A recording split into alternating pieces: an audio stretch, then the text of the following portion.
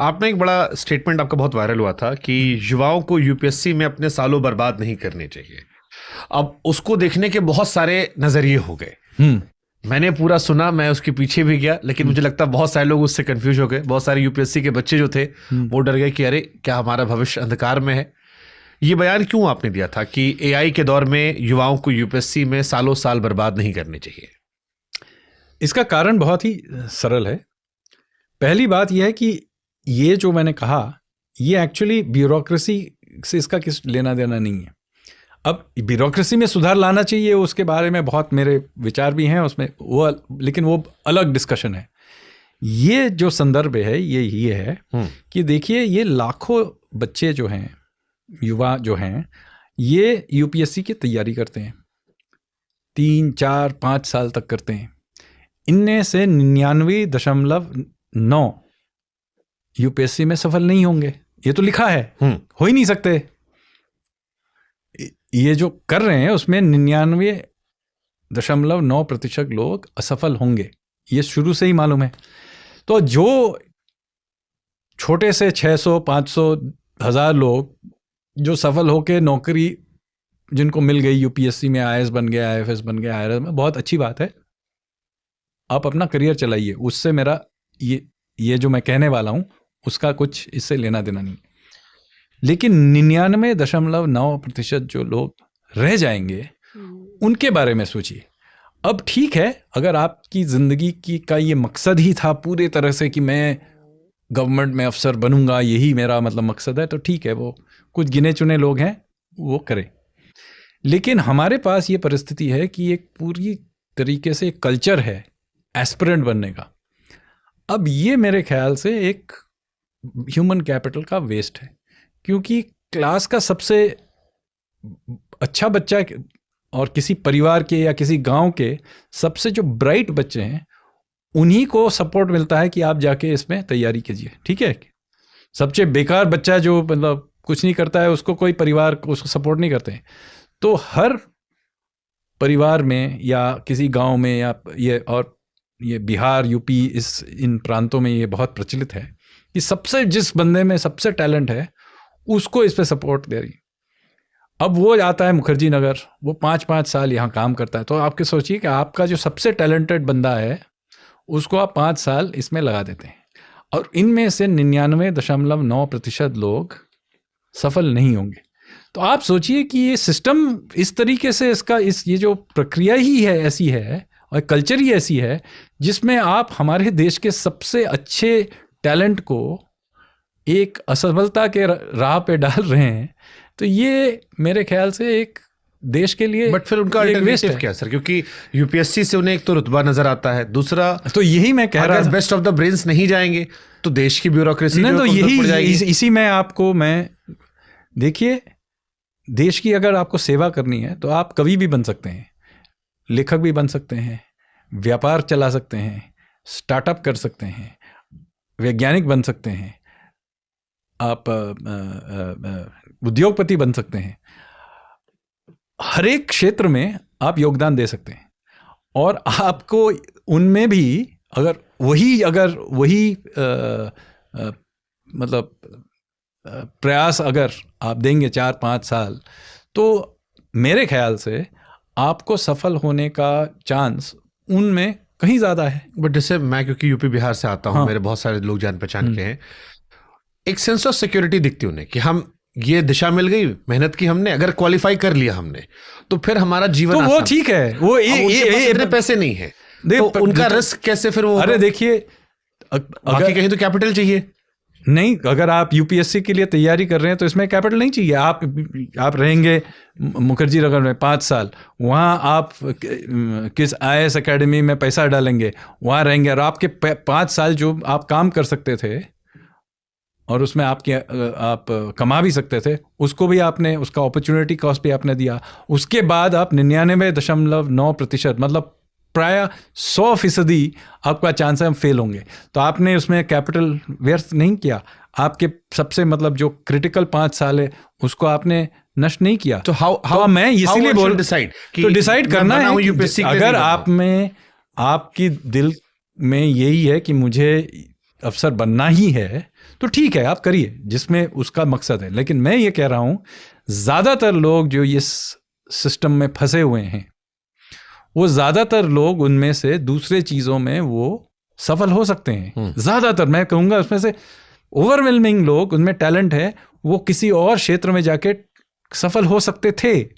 लेकिन चूंकि हमारा एक ऐसा कल्चर बन गया है कि ये एक डिफ़ॉल्ट है और हम कुछ कोशिश भी नहीं करेंगे और 5 साल इसमें लगे रहेंगे, तो क्या हो रहा है कि हम टैलेंट को इस एक राह में डाल रहे हैं जहां प्राय सभी असफल रहेंगे। तो आप सोचिए कि ये एक साइकोलॉजी आप देखिए कि ज्यादातर लोग इसमें असफल होना अनिवार्य है। इसको मैं अपने भी मान रहा हूं। मैंने 4 साल बीटेक किया, मुझे लगता है मैं 4 साल पीछे हो गया।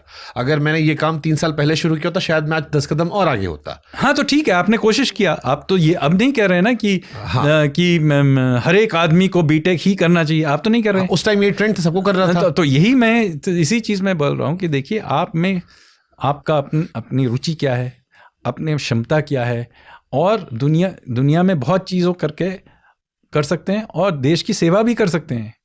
मैं तो लोगों को बोलता हूँ, देखो इतने लाख लोग उठ के अगर हर रोज़ एक डंडे को फेंकते तो हमें ओलंपिक्स में ज़्यादा मेडल मिलते।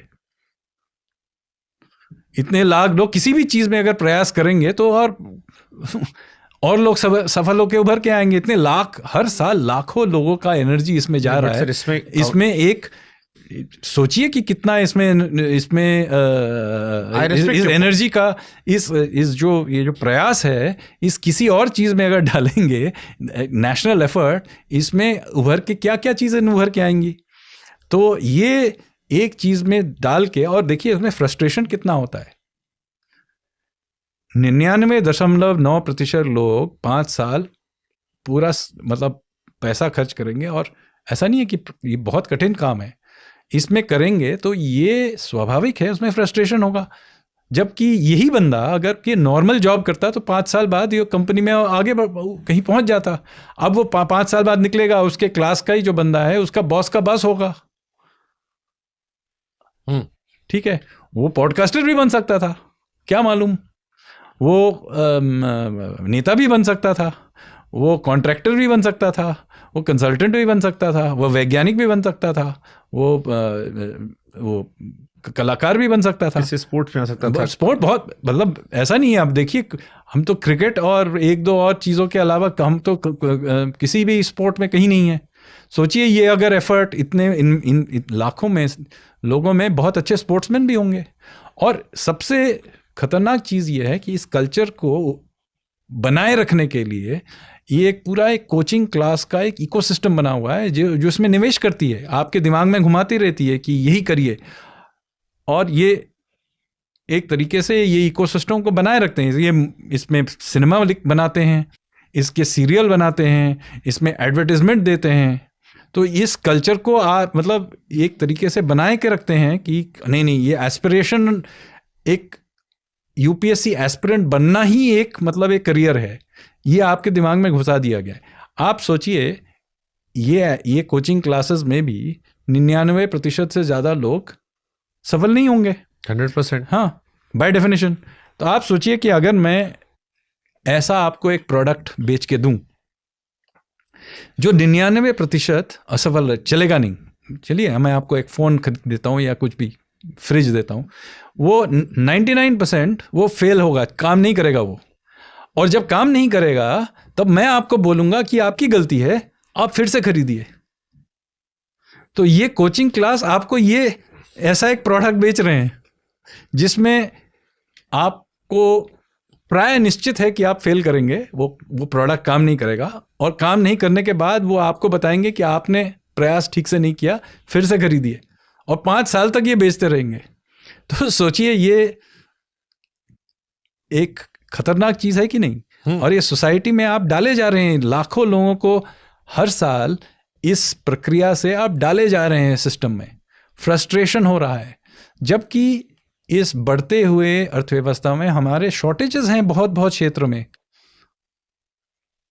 लेकिन उन्हें लोग नहीं मिलते हैं। बट जैसे मैं अभी पढ़ रहा था सर, सरकार ने स्किल इंडिया निकाला था। अब स्किल इंडिया में कहा गया कि आप एक ही जॉब के पीछे मत भागिए, सरकारी नौकरी के पीछे पागलपन छोड़िए, आप अपने आप को स्किल्ड कीजिए और आप अलग अलग क्षेत्र में अच्छा कर सकते हैं। हाँ, कर भी रहे हैं। और तो उसमें जो एक डेटा निकल कर आया वो ये था कि 1.6 CR लोगों ने ट्रेनिंग ली, ठीक है, बट जब जॉब लगी तो केवल 15% की वहां से।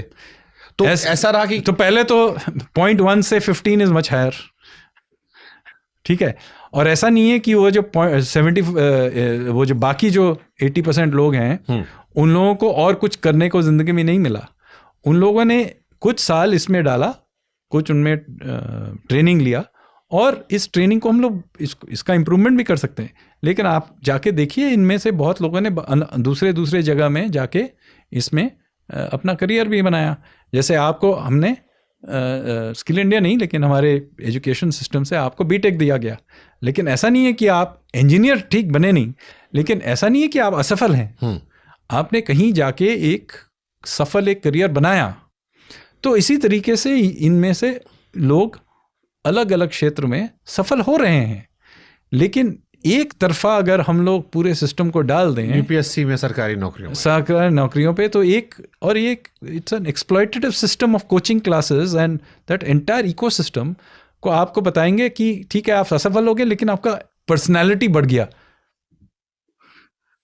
आप 5 साल आप यहाँ आपका पर्सनैलिटी इंप्रूव करने के लिए आए थे। ये क्या ये फिनिशिंग स्कूल है? तो ये जो एक्सप्लॉयटेड एक जो इकोसिस्टम बना हुआ है और लोगों के अंदर जिसे मैनिपुलेट किया जा रहा है, ये इसी के विरुद्ध मैंने बोला था। अब अलग चीज़ है कि ब्यूरोक्रेसी में सुधार लाना चाहिए, वो तो एक बड़ा लंबा डिबेट है, उस पर इस वक्त मैं टिप्पणी नहीं कर। बट आप ये मानते हो कि डेवलप्ड इंडिया में एजुकेशन सिस्टम जो है वो थोड़ा चीप होना चाहिए? बहुत कॉस्टली। तो आपने जिस कोचिंग सेंटर की बात की, हाँ, आजकल तो बहुत ही कीमती है, इतना कीमती है कि मतलब तो मैं इसीलिए बता रहा हूँ। आप सोचिए, एक ऐसा चीज आप खरीद रहे हैं जो प्रोडक्ट 100% प्राय 100% फेल होने वाला है।